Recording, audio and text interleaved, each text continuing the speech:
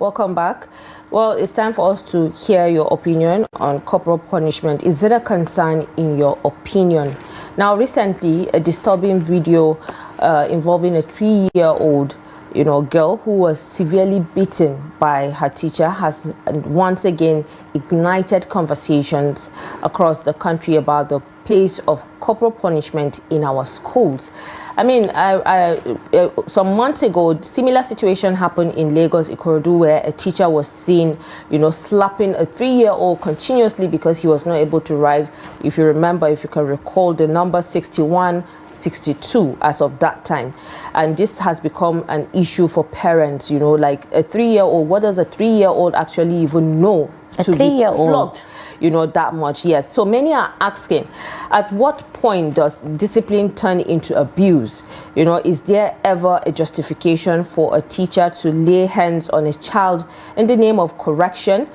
Today, we are actually going to take a look at this critical, discussion with you people as we open the phone lines to hear from you, its effects on children, the role of teachers in discipline, and whether it is time to completely ban physical punishment in our schools. In as much as we know that, yes, when a child makes mistake, the teachers are there to correct and they make them understand what they are being taught. But at what point is, some of this punishment becomes an abuse? When you see the legs of that child and, the mother saying, oh, she was called by another teacher to tell them that, oh, this was what has happened, that her child was beaten to the extent that the child could not walk. But, it's actually sad to see that situation. Just a 3-year-old girl. A 3-year-old. Yes. So, but then let's take a look. Yeah, let's hear what the mother has to say in this video. I want to show you people. My baby soon. Are you people seeing this? Are you people seeing this? Una uriya teacher. Una uriya teacher.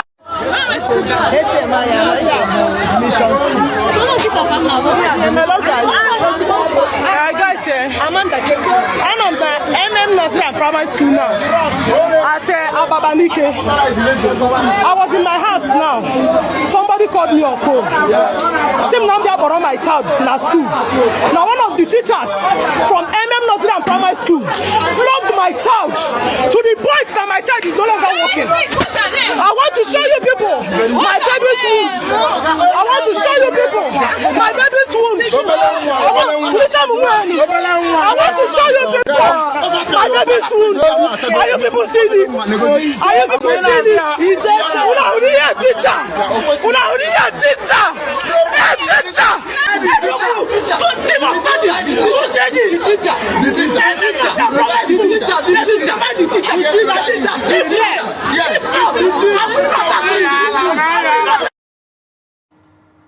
I mean, looking at that video alone, I'm sure a lot of parents right now will be on their feet and, they won't accept this kind of punishment from any teacher. Hello, good morning. Hello, good morning. Good morning. Hello, good morning. I can hear you. Hello, good morning. We can hear you. Can you hear us? He didn't turn down the volume of his do well to TV. Call us back again in case you cannot hear us, so that we would get your opinions on what we just showed you. What is the law, in Nigeria saying about corporal punishment? Hello, good morning. Hello, good morning. Good morning. How are you? Happy weekend to you. Thank you so much, Mr. Ade. Happy weekend to you too. Happy weekend. Maryam, I greet you. Good morning. Good morning, Mr. Ade. Yes, it's a very big concern. I think it is time for Minister of Education, if it's listening, he should cancel it right now, and the member of the House of Assembly should enact a law that flogging and corporal punishment should be eradicated in our school. It's old fashioned. Nobody does that anymore. Let me shock you, in this part of the world, once your child starts muscle, you will know when you go to, he or she will go to secondary school. Nobody trains here. From first primary school to primary 1, everybody moves to primary 2, everybody moves to primary 3, nobody plays, no exam. or to the same primary 6, and they go to secondary, the same thing. So what you come from 1 year, we call it year 1 in UK. So year 1, everybody goes to year 2, to year 3, to year 4, or to year 11. So that's how we do it here. So no exam at all. And the way to punish students here is that when they put a student behave rudely, they call it detention room. So there's a room created in that school. So when they are about to close, they will take the child to the detention room, sit down in a room alone. If there are 2, they will sit down there, 2 of them. So when the mates are going home, they will be there. The parents, when they come, they will wait outside. So he or she will miss going out with our friends and chatting. So that pains them more. The same thing in secondary school. So that tortures them more than flogging. They don't flog. So when they are gone home, 1 hour later, they will leave them to go home. Next time they will behave. So they should introduce something like that in Nigeria. So we don't how can you say your child to school and come out with blood, everything on our body? In this era, it's too bad. So me, I'm a victim. Enjoy your weekend. Thank you so much. God bless Nigeria indeed. You know, thank you very much, Mr. Ade. You know, one thing, Nigerians takes this idiomatic expression very seriously. Spare the rod and spoil the child. You know, they have taken it to another level entirely, because what does a 3-year-old know? You know, children are built to be mischievous. You know, they are built to be naughty most times. Sometimes there's a doctor that said if your child is not up to some mischief at some point, he definitely has a mental issue or problem. So I don't see why a teacher will beat a child to an extent that he couldn't work. You know, so the thing is, you know, this is actually a girl child, but you know, a couple of months ago we had similar situation where the 3-year-old boy, yes, and if you remember, the teacher was also, you know, she was even arrested. She was even arrested, you know. And at what point, like I asked this question, that the beating or the punishment or the discipline that the teachers feel they are instilling in these kids becomes an abuse, because this is an abuse. Would she take this if it was done to her own child? Absolutely. Hello, good morning. Good morning. Well, in case you're not able to join us, you can do well to send us WhatsApp message on the first number that is showing on your screen, and you know, so that we can actually take your opinions on what you think about this topic, because I know a lot of people, you know, whether married, single, nobody can actually take what we are just talking about right now. Hello, good morning. Hello, good morning. Good morning. Good morning, Maryam. Yeah, your name and location, please. Yes, I'm calling from Taraba. All right, Taraba. What's your name? My name is Ahmed. Nice. Thank you so much for joining us this morning. Go ahead. What's your opinion on this matter? Yes,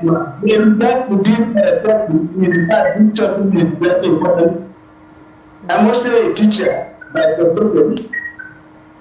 And a teacher who discipline or use corporal punishment, that person is good. Because a qualified teacher who understands the psychology of that should know the appropriate punishment that needs to that. A kind of 2 years or 4 years should not be disciplined to that extent that they become a problem to the family. It's very wrong. In fact, in my own view, no teacher give corporal punishment to that kind of punishment has been abused by the federal government. There is no, in fact, in all the beautiful schools, there is no corporal punishment. You should try that, you are doing it at your own. So it is wrong and it is very good. But the reason why I have people of challenge is because some of the teachers, they didn't go through education. Because go through education, there is no way to punish a child to that extent. So that is my take on this. Because something has to be done on some of these teachers. All right. But if if they are professional in their field, but they will not be doing some of these things. They will not have the issue of the child being molested or being, say, beaten to the extent that I can no work. That is very bad. Thank you so much for your contribution this morning. Thank you. I mean, he's a teacher, you know, and he spoke almost, I'm sure he spoke the minds of a lot of teachers, because no teacher in their right sense will flog someone except if that teacher is mentally unstable. Because as far as I'm concerned, teachers should also be checked mentally to see if they are credible enough to even teach some of these children. Because a 3-year-old child is still in the development stage. They are fragile. They are trying to understand, you know, the kind of life that they are living. They are trying to build trust and self-esteem for themselves at that particular stage. Like you rightly mentioned, they're just developing. They have to be mischievous. You have to let them feel and, you know, connect with whatever nature. You don't correct a child with abuse, you know. Exactly. So about the checking the mental state of teachers, let's take this call first. I will come back to that. Hello, good morning. Hello, good morning. Well, we can't hear you. Your voice is very low. Can you increase your volume? The volume of your phone. Okay, that's good. Your name and location, please. Yes, I'm calling from Baruteg. Panshi. From local government, Kwara State. Okay, you're calling from Kwara State. Your name, please? Yes, from Baruteg local government. What's your name? My name is Marwa Halidu. Marwa. All right, so go ahead. What's your contribution this morning? Yes, my contribution is most of the students now. Yes, the situation on the ground now, you know, most of the students, they don't hear a word. Without training, without giving them a small punishment, they cannot concentrate on their studies. So what I'm feeling for the teachers is to reduce the level of punishment so that they will do it a little that allow the students to focus on their studies. Because most of the children now, without something that will make them to fear, they will not learn.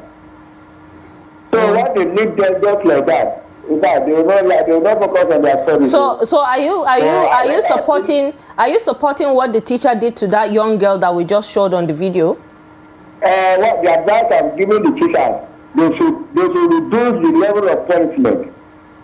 They should not leave it totally. Okay.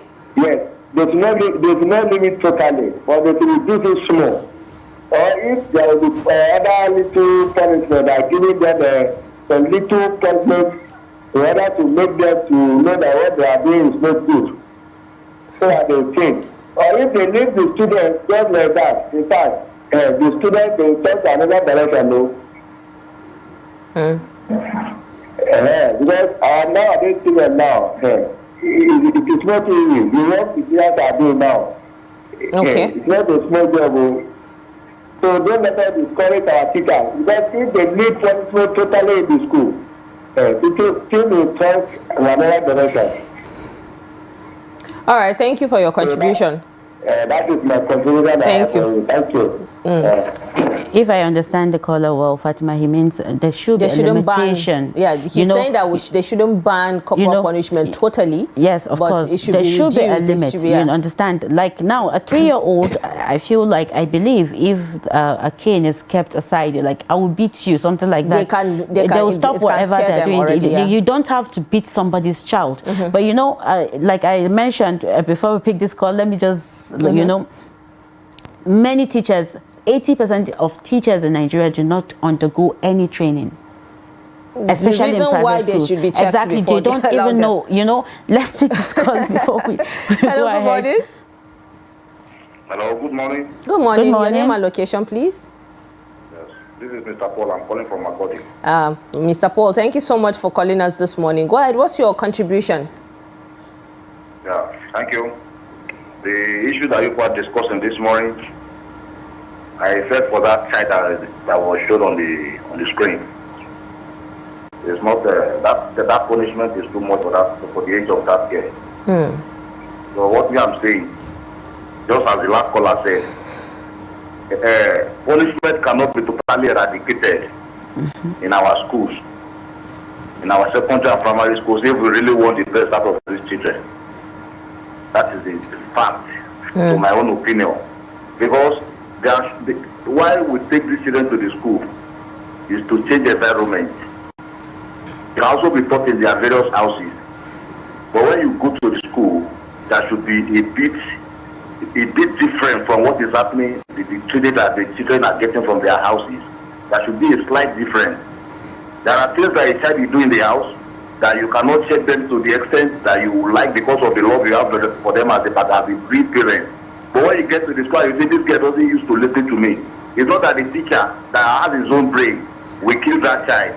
But at least there will be some little fear that will make them to adjust to the normal way that a woman being should behave. But my own advice is that this punishment of a thing in the school, every school has the administrators. Like a private school, they have a proprietor who is always on ground, or a proprietress who are always on the ground. In the government school, we have principals and we have administrators and headmasters too. So if they can liaise that, okay, if any child commits whatever, before you let any punishment to that particular child, let the report come to my office at the end of the school. Then I will measure and see the type of punishment that is due for that particular child. So that some of these teachers who doesn't care for the forwardness of the school, some of them, what they want is to let the school collapse so that the proprietors can be put to shame. But if you give another that don't beat any child except it is being reported on my table, then we will look at what the child has done and how to go about the punishment so that it will be minimal. But total eradication of punishment in the school, it will not take us anywhere. Because the children too, they have their own bad thing they are doing. I don't know how to put it. They have their own shortcoming also. So you cannot see it. By the time they say there is no punishment again, you will see a baby pouring saliva on the face of the teacher. At the end of the day, what are we going to benefit from that? And it's from the school that you teach them the normal to go so that the society can be a better place. So the punishment should be minimal. What has been done to this particular girl is bad. That one is not punishment. Maybe the parent offended that lady that beat that child to that extent. If not, that one is very bad. Very, very bad. Thank you very much. All right, thank you. For this morning. Thank you so much, Mr. Paul, for your contribution. I mean, Maryam, he did, some parents will say punishment should be banned because, if they cannot afford to even beat their children to that extent, another person shouldn't do that, which we know that teachers are just like, should I say, bearers of authority. They are there to teach. There's an authority that is being given to them, exactly. Level of authority, yes. That when that authority is abused now, that's when it becomes an issue. It's either it breaks the child, instead of the school becoming a safe place for children to learn, it becomes a place, yes, it becomes, instead of learning, the fear now takes over.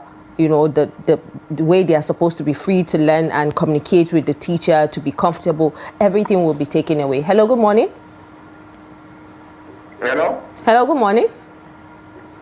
Hello, good morning. Good morning. Your name and location, please. How are you? We are calling for the Niger State.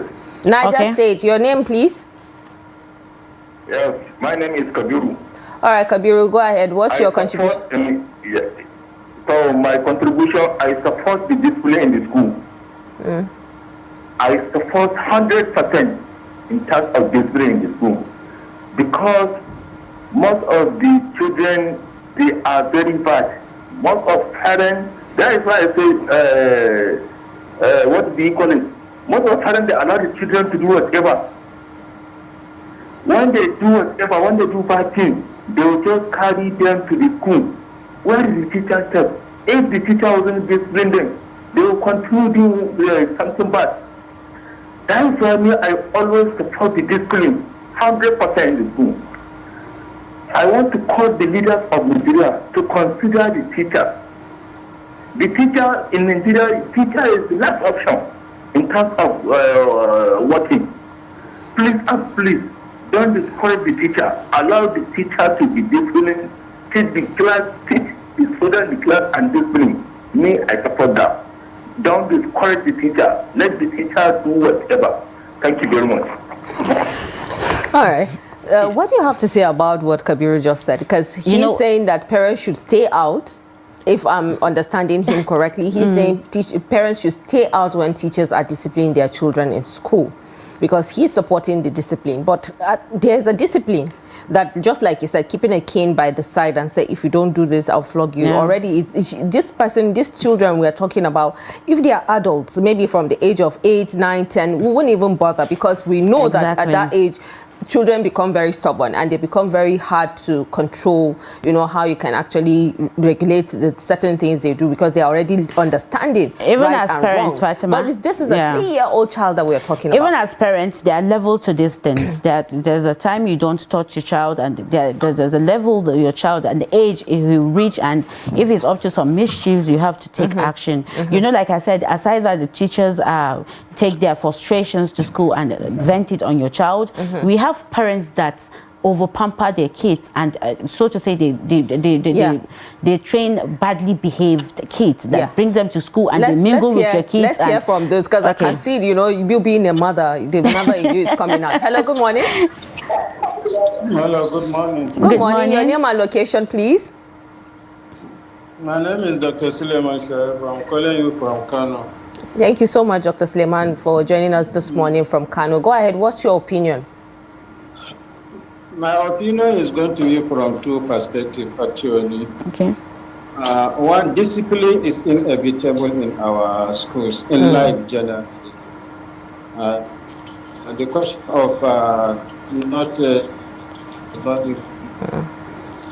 for me as a parent, school, either primary, secondary, or even tertiary institution. Hello, are you there? I think we've lost the caller.